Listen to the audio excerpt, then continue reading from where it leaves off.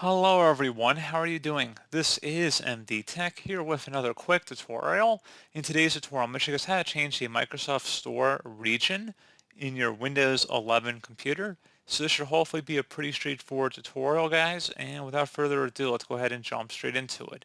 So all you have to do is open up the search menu and type in settings. Best match should come back with settings. Go ahead and open that up. Select time and language on the left panel here. And then on the right side, you want to select language and region. And now you want to select where it says country or region. So you might have to scroll down a little bit. Click on the drop down and then select whatever region you want to set it to. And that's pretty much it. So as always, thank you guys for watching this brief tutorial. I do hope I was able to help you out, and I do look forward to catching you all in the next tutorial. Goodbye.